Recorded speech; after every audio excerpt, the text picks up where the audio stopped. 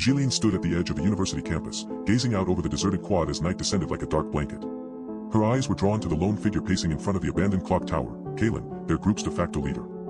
As an environmental science major, Zhilin was accustomed to the rhythms of nature, but something about this place felt off.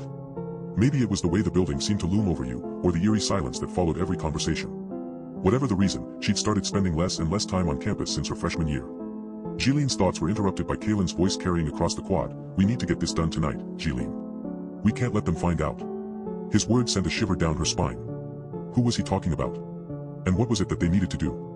Without answering, she turned and slipped back into the darkness of the campus's eastern wing, leaving Kaylin alone with his secrets. The trees seemed to lean in closer as Zhilin made her way across the deserted quad, their branches creaking softly in the wind. She'd always loved this time of year, the crisp air, the smell of damp earth, and the sense that anything was possible. But now, she felt a growing unease.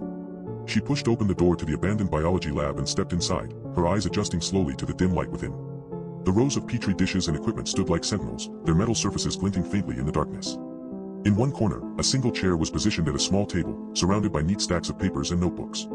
Zhilin's gaze landed on the words, Kaylin's notes, scribbled across the top page. Project, Habituation Studies.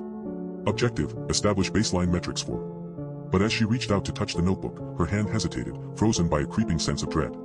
Something was wrong here, something that went far beyond the usual college pranks or hazing rituals. And whatever it was, Kaylin knew about it.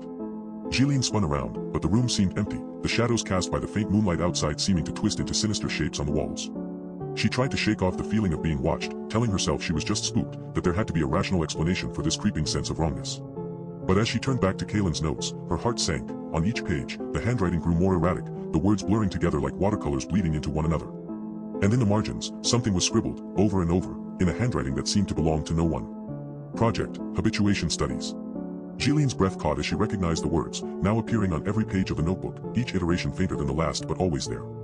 A creeping sense of horror began to spread through her veins like ice water. What were they doing here?